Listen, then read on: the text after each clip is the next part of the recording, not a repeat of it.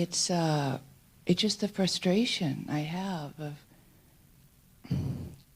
doing these sorts of things for almost 40 years now and not being awake. And, a lot of the time it's okay, but some of the times, like the last couple of days, it's not okay. You're not awake?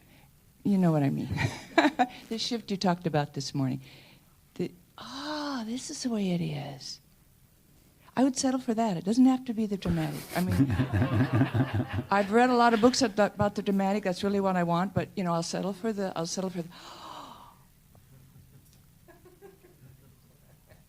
Now I have those in small increments. I'm not saying I don't have any. I'm just explaining to you what's happening with me. I just feel the need to say it. Okay.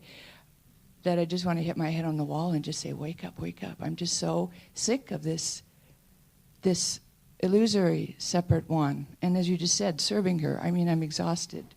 I'm getting old, I'm getting tired. And this has been my main focus for 40 years. And you did say once to me, the desire for liberation is important. But I know that hitting my head against the wall is not very productive, so find a place in there somewhere.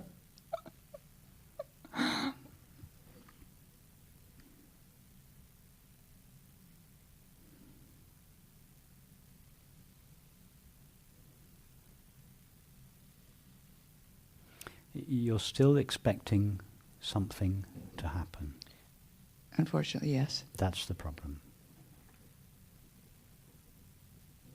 You still conceive of enlightenment as a marvelous event. Okay, you've agreed to settle for a not so marvelous event. Right. But nevertheless, you still want quite a nice event. Something. Just something. Yeah, just something. Just something. You still want something. That's it. That's the problem. I know. Enlightenment is not an event. It's not a marvelous event. It's not a mundane event. It's not any kind of an event. It's not something that happens. A shift. I've heard it explained as a shift, and I think you used that word even today. I'm that not is sure. to say too much. But that's an event, yeah. Okay, no, it's not even an event. It's not. That's just. It's a concession to the inadequacies of language to call it a shift or an event. Let's say you're watching TV, and you're watching a movie, and you're looking at our favourite view, the landscape, and someone comes in and says to you, "Look at the screen." What do you do?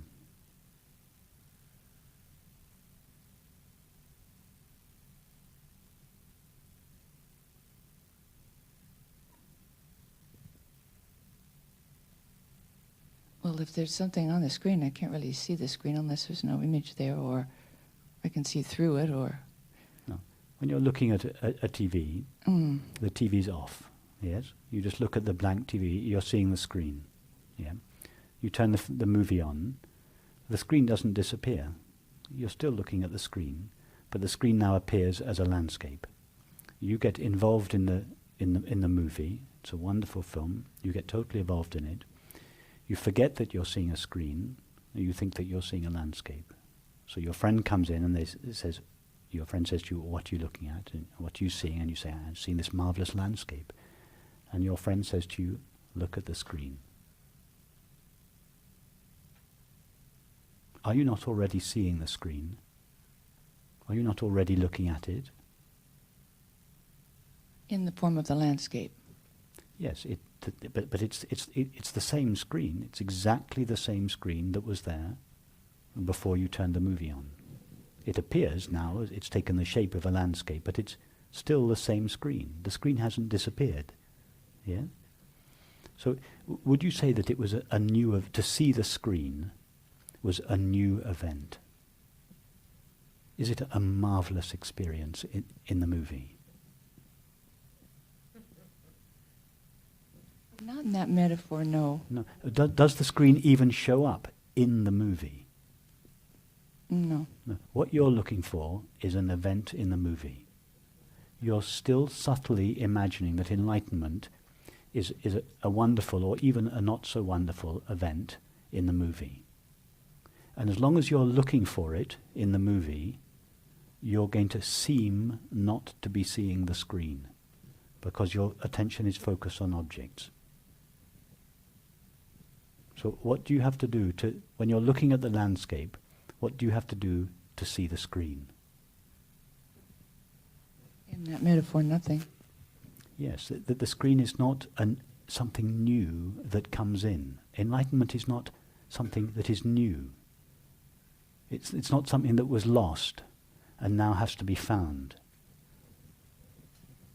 At best, and even this is not quite true, but at best we could say it was overlooked due to our fascination with the drama in the movie, that is the drama of the body, mind and world, due to our fascination, our exclusive fascination with these appearances, we seem to have lost sight of their reality, the screen. And as a result of that, we think, oh, I must go looking for it. And off we go around the world, visiting teachers and ashrams and everything. We go on this terrific journey around the world, which is like the character in the movie searching for the screen. So now you are searching, the equivalent in your life is you are looking, traveling, you're the character in the movie, traveling around the world looking for the screen. In other words, you are looking in the mind and the body in your case, not in the world, but in the mind and the body for some special experience, which is, that's it, that's the shift, that's the event. Now I'm on the other side of the fence. There isn't a fence that you finally cross to get to enlightenment. Enlightenment is just it's like the moment you recognize the screen in the movie, and the moment you recognize it, simultaneous with that recognition, you recognize, oh, I was always seeing the screen. I never really ceased seeing the screen, but only because of my fascination with the drama in the movie that it seemed to be absence, the screen, and as a result of that apparent absence, I went off out into the world searching for it. I was always the screen, right? I mean, that's the next step. Yes, you have never, for a fraction of a second, ceased being the presence of awareness, the unlimited, ever-present awareness. You have never ceased to be that. I feel that more and more, but this illusory separate self, sometimes she's kind of melting away and becoming more vague, you know? And I go, oh, wow, great, she's starting to disappear. But why do you want her to disappear? What you're saying? Because she's miserable sometimes. Okay, what you're saying, so the equivalent in our metaphor of what you're saying is, you're watching this period drama, there are lots of characters, and there's one woman in the movie. I don't want her in that movie. You don't like her. And what you're saying is, until that woman gets out of the movie, I can't see the screen. Only when she leaves the movie, only then will I notice the screen. That's what you're saying. Well, as you said earlier, all the energy that is spent on her, to no avail. But whose problem is she? For the screen, is this troublesome woman in the movie a problem? She might be a problem for one of the other characters. Right. Part of her own self. But she's not a problem for the screen. In fact, awareness doesn't have problems, doesn't know problems. Why? Because in order for there to be a problem, there needs to be resistance. There needs to be the I don't like this. That's what makes a situation a problem. Yeah? But awareness is like empty space. It's never saying to the current experience, I don't like you. And therefore it doesn't have problems. So it's not saying, my horrible separate self needs to be got rid of. I'm fed up with her. The I that is fed up with her is another form of herself. In other words, the separate self is perpetuating itself by trying to get rid of itself. Right, I know, yeah. And so you're caught in this bind from which you are understandably tired. of trying to get rid of yourself. I, the separate self, want to get rid of myself so that I, the separate self, can experience enlightenment. And you're going round and round and round, and you're rightly frustrated and disheartened because you're engaged in a never-ending endeavor, which is perpetuating the separate self by trying to get rid of it. It's just see the situation clearly. You cannot get rid of an illusion. You know, I see all that, but it's, I mean, But I no, see but it if you intellectual. really, but to really see it Right. would bring that endeavor to an end. Right. Because what do you have to do to get rid of the landscape that you're watching? You can't do anything because the landscape's not really there. What can you do to an illusion? What do you need to do to an illusion? Just to see that it's an illusion. Don't spend your life trying to get rid of an illusion. It's a waste of a lifetime. Well, what I mean by trying to get rid of it is seeing it as an illusion. That's what I mean. You know, what you just said. But I also see that, Okay, so now to see that what you are is not a separate limited self, is it not clear to you now that you are the one that is aware of your experience? Okay, now, if you were to turn your attention towards that one, where do you go? nowhere. No. If you were, can you even turn towards it? Which direction? No. So how can it be separate or limited if you can't find it as any kind of an object? You answered both those questions from your experience. That was obviously true. So if you cannot find the awareness that you know yourself to be, if you don't know where to look for it, or how do you know that it has a limit or that it is separate? Only an object could be limited or separate. Exactly. You don't know that. Right there in that understanding, and I can see you're answering these questions from understanding, not because you've read books, and right there is the knowledge that what you are, it has no limits. Just live what you understand. Take your stand there. That one, that awareness is always wide awake. The enlightenment is not for awareness.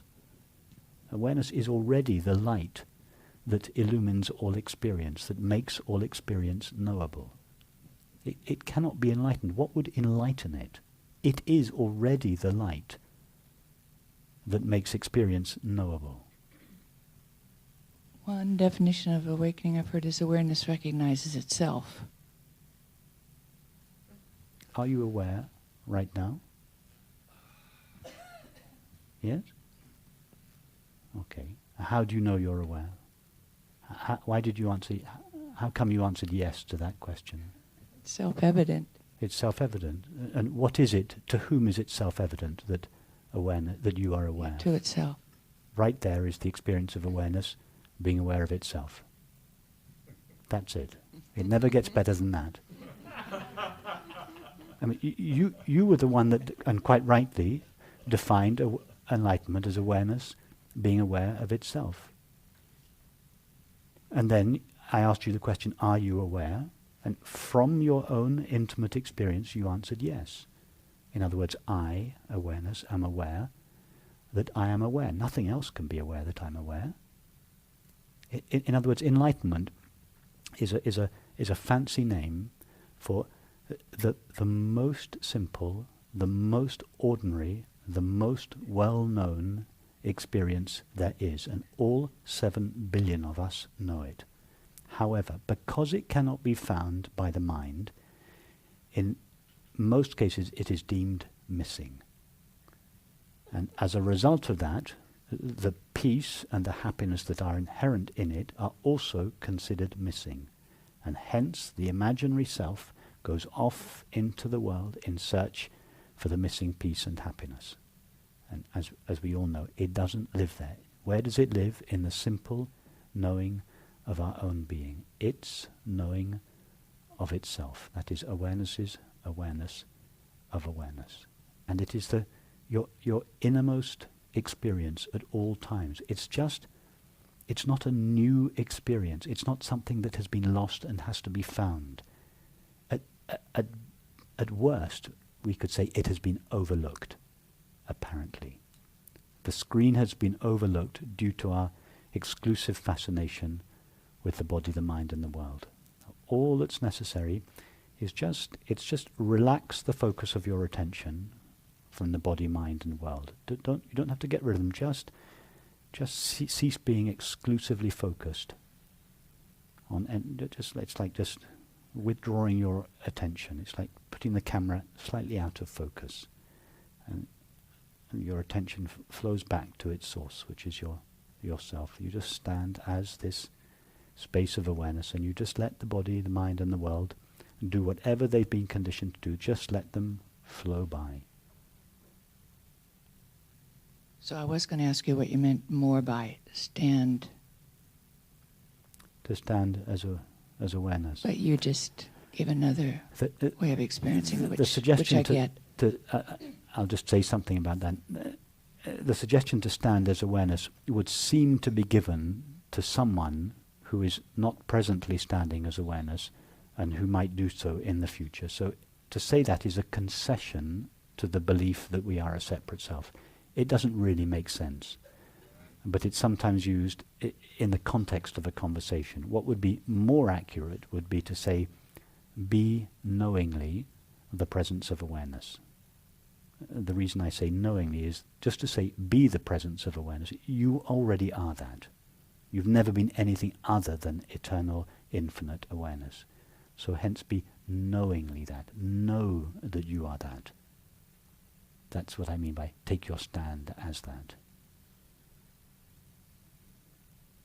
Yeah, I can feel that. I know what you mean because yeah.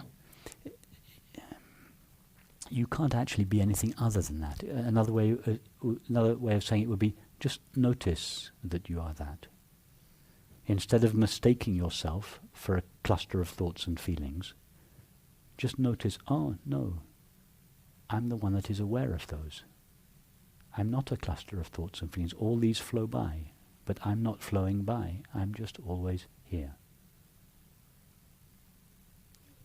I would recommend really forgetting about enlightenment.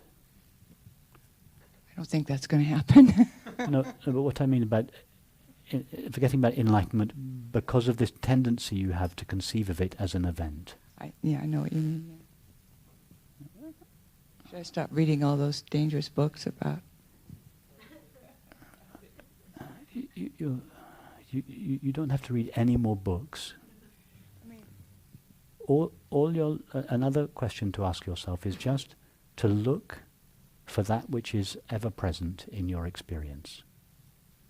And just stay with that.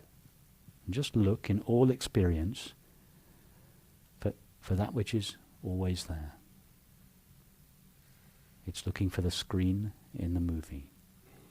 You don't have to look for it. It's actually, it's staring itself in the face. What is always present in experience? Just the knowing of it. This knowing runs through all experience. That's it. Just be with that. Just allow that to come from the background into the foreground. Yeah, I experience that more and more, so I know what you mean. Yeah. It just